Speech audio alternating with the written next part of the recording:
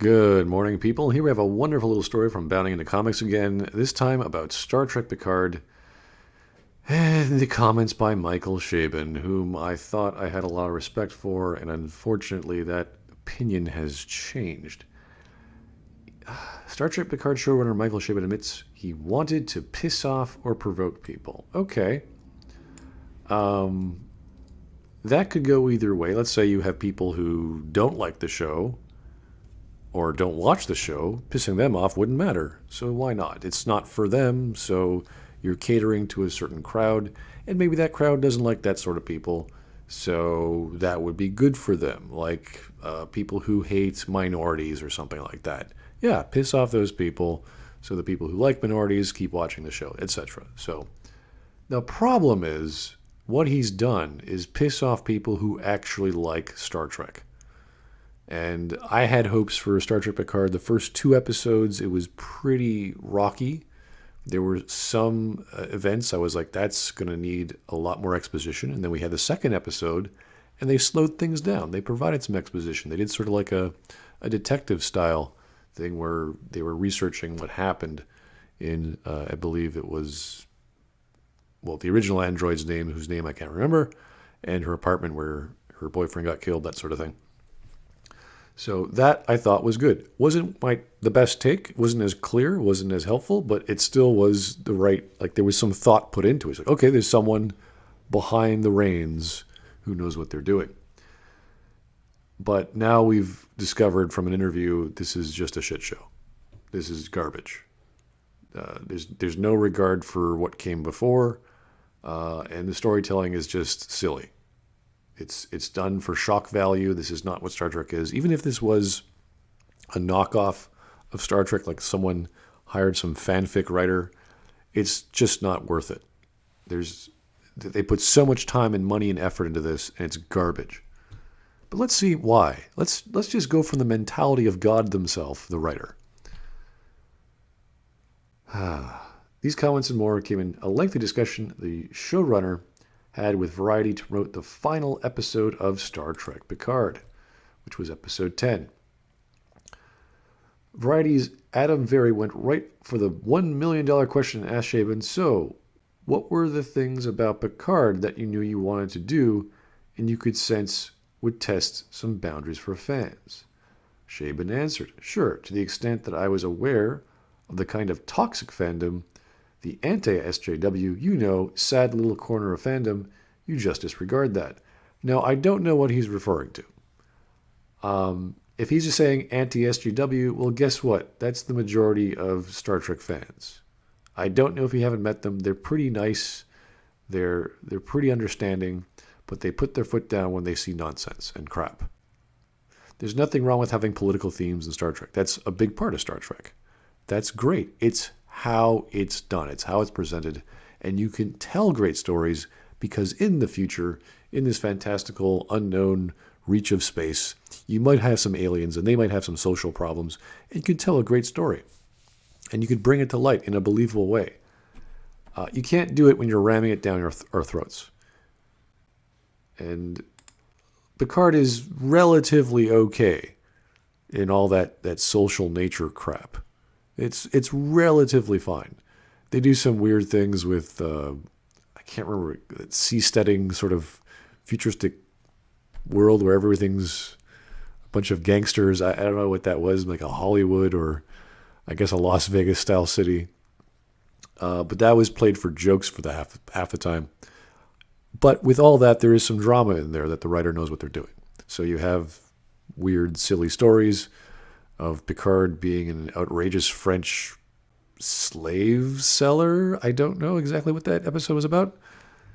And then you have, 7 of 9 going Rambo and just killing people at the end. So it's appealing to a certain demographic. I get it, but you're not appealing to the Star Trek fans, the hardcore Star Trek fans. I was about to do a video on this about the 4 kinds of Star Trek fans who would watch Picard and their reactions to it just because of their history, their knowledge, what they like, what they don't know.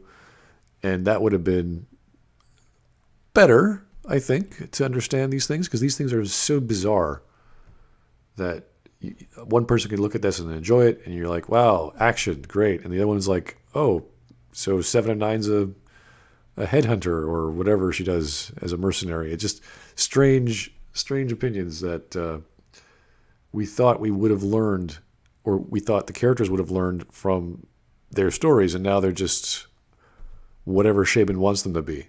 Murderers, lunatics, forgetful of all the ethics they learned, all the morals they were taught, all the struggles that changed them, and now they're crazy. They're murdering lunatics.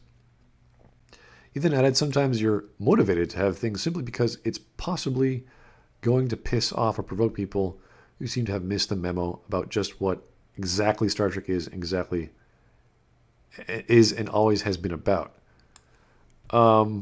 That's kind of funny coming from a guy who's writing Star Trek Picard. If you know anything about Star Trek, you go back to Gene Roddenberry, and you could say it's like cowboys and Indians in space, but his version of space and the future of humanity is this overly positive view where everyone gets along, poverty has been eliminated, money is not an issue, all these things like possessions are not important. What's important is advancing your mind and your spirit and your sense of worth. To go and explore things because you are interested in them. And we're shown a Earth that is not those things anymore. It's as if he's just forgotten the setting of a futuristic society where everyone's peaceful and happy and gets along together. And then we can talk about the logistics of the Romulan Empire and how this was a ridiculous setup for conflict. How a star going nova amongst perhaps millions of stars in the Romulan Empire and the galaxy would have not been that major a blow.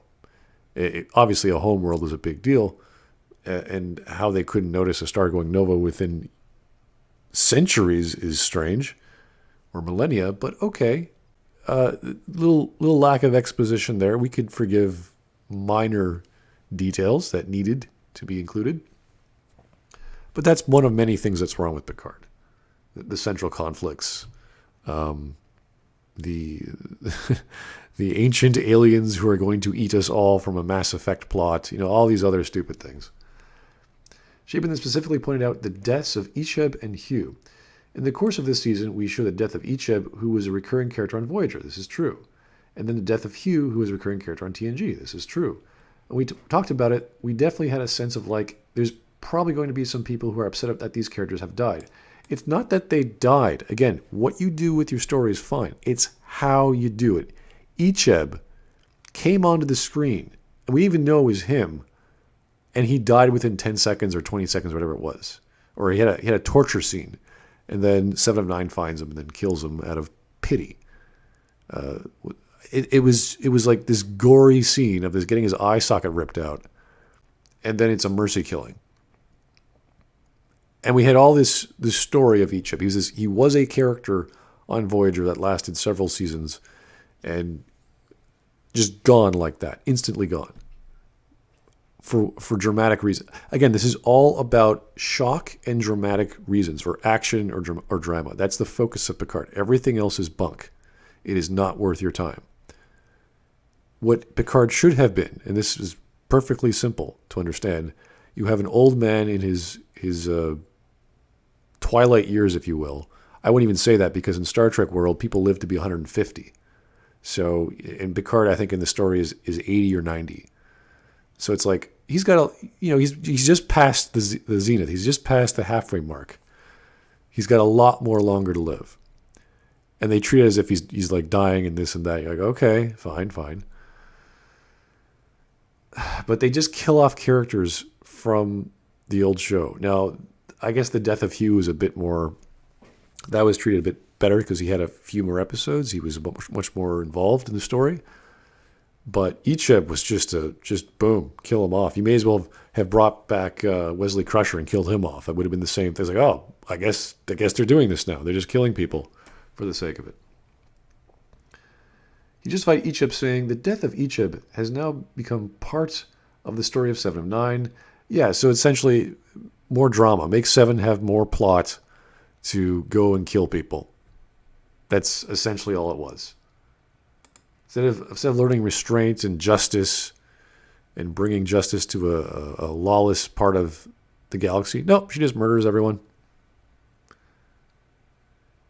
And now Hugh's death, but that isn't the case with the death of Hugh. He dies trying to do what he's been trying to do for his entire adult life, which is to help former Borg. His death felt meaningful.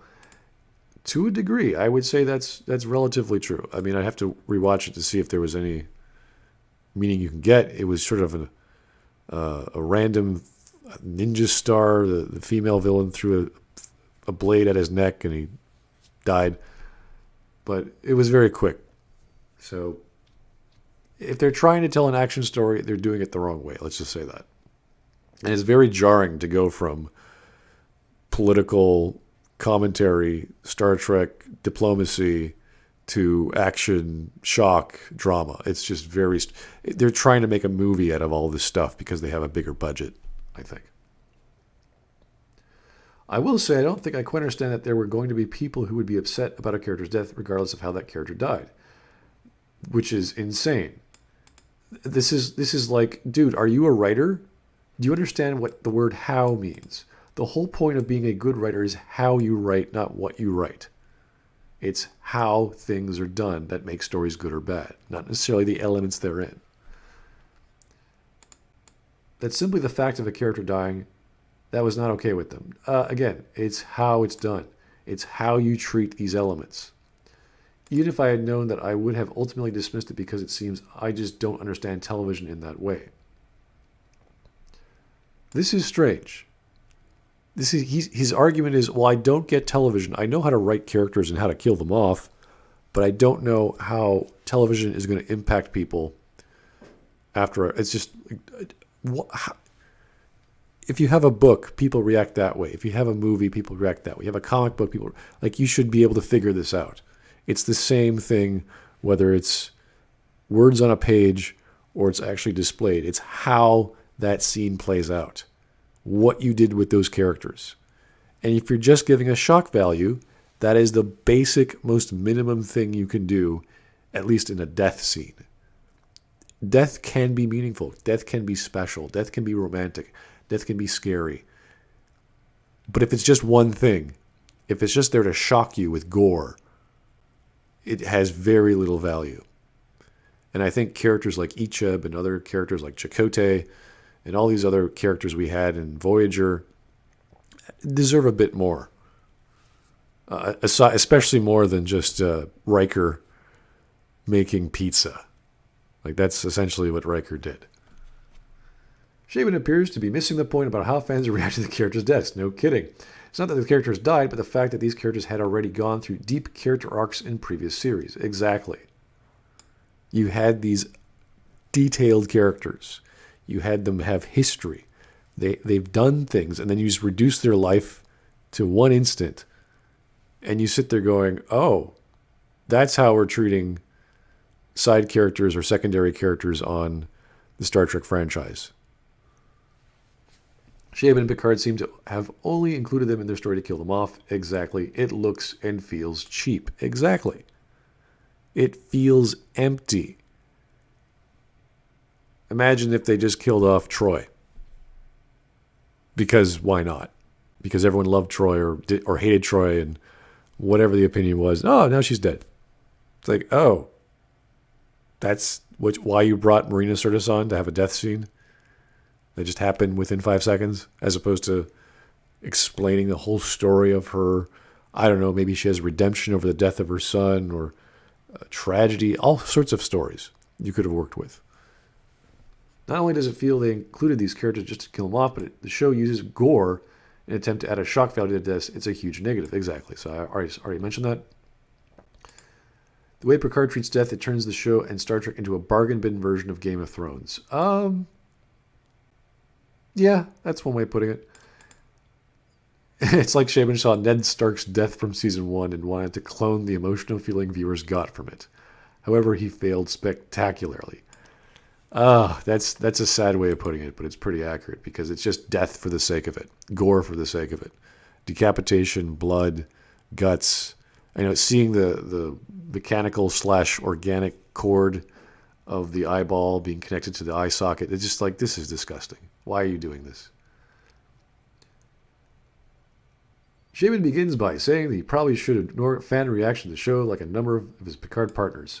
I mean, one possible response that I could have had, and I think some of my partners on Picard do have, is to ignore all completely, meaning all the commentary. Or just take a little glance, maybe look at Rotten Tomatoes, see what kind of consensus of the reviews from the critics has been, which has been pretty darn favorable, and just sort of leave it at that. Yeah, just listen to the general opinion. Don't listen to your own voice or hardcore fans who might have some good arguments. No, just go to the average. People mostly like it. It's okay. He then reveals he peruses Reddit and Twitter. Okay, that's different because Reddit has some very specific arguments. I've gone maybe half a dozen times since the season started to look on Reddit. I will say the quality of comment and criticism on Reddit is so much vastly higher than it is on Twitter. No kidding, because it's Reddit. You have much more space to write. Even some quite strongly negative criticism. It tends to be much better reasoned, much better supported with evidence in a way that I can respect and engage and listen to. You know what? It's the same opinion. Yeah, you have more to write about it, whether it's on Reddit, but people have the same argument on Twitter. The references would be quicker on Twitter. You'd have links, you'd have images, but they're the same. You just have more space to write them out on Reddit. It's just very like, is he not listening? Chabon, you can do drama, fantastic. How about every other part of writing which is necessary? Support that drama. Like conflict that makes sense. Like hurdles or plot points the heroes need to overcome. That makes sense. That aren't contrived piles of crap. If you guys haven't seen the ending or the last episode of Picard 10, Picard dies and then gets reborn in a robot body. He's now an android. That is one of the dumbest things you could have done to a character. All his problems, all his physical ailments of age, solved. Oh, except he's exactly the same as he was before, minus that weird brain problem he had. Wow, what a great development. Fantastic storytelling. Pile of crap. And this is something Red Letter Media just thought would happen because it's so stupid. And it did. It's garbage. It's been pretty exciting. I think inevitably I spent a fair amount of time looking around on Twitter, Reddit. Twitter is kind of a horrible place too, so I wasn't really encouraged to spend too much time looking around. Yeah, that would take some time, I admit. So just doing that would suck up all your resources and time to be a writer. But he added, as someone who spent a fair amount of time over the years on Memory Alpha, and I have as well, looking at Reddit, enjoying the way people enjoy Star Trek Online, it's been fun to see the show getting absorbed into the kind of greater corpus of Star Trek, which is just sad because that's not what Star Trek is. Star Trek is not J.J. Abrams. That's its own thing. The movies are its own thing, its own creature. Star Trek has been television for the most part. And it's been about politics and social issues and what the future, an idealized future, would be and the conflicts therein in fascinating episodic science fiction scenarios that you can't get anywhere else. Well thought out, hard science fiction. And now it's become an action show. When you see hundreds versus hundreds of starships fighting giant flowers from a planet, you know you've screwed up. You know there's something going on that is dumb. The first time I saw that, it was episode 8, where a giant flower comes by or is it episode 9? I can't remember. It just takes Picard's ship and everyone, Rios' ship, and he's like, okay, this is stupid. This is so dumb. You're trying to tell me some technological flower is being spawned from a planet and sucking at all its energy and crashing it onto the planet, or lightly crashing it onto the planet so no one gets hurt.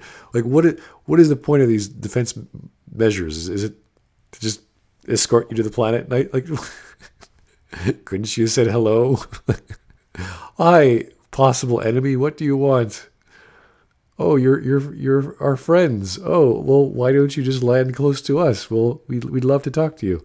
No. We're gonna grab you with our magical flower thing and slam you to the ground because that makes perfect sense in a sci-fi world. No scanning, no understanding of the composition of the flower or what it is, where it came. Just slam you, just boom on the. Yeah, it's good. I actually went back and looked on Google Groups, which acquired Usenet. Okay, that's pretty old. So you can look through the old Usenet groups and watch what people said about Deep Space Nine and then about Voyager. They effing hated it. They lacerated it. I mean, plenty of people liked it and loved it. There's reasons why DS9 was bad and then became good. There are plenty of reasons why Voyager is good and bad. There's all sorts of great criticisms. And all you got to do is talk to people. So I don't know where he's getting this one size, like everyone hated it sort of response. If they hated it, it would have been on the air. You know, Voyager had a lot of problems. It still does when you look back on it and watch episodes. You're like, wait a second. Is the captain really that psychotic? Didn't we just learn something last episode about the Prime Directive and now she's just reversing that? Is Janeway really that crazy? With the first 2 seasons of DS9, it was just sort of rough. They weren't too sure where they were going. The episodic storytelling was kind of boring.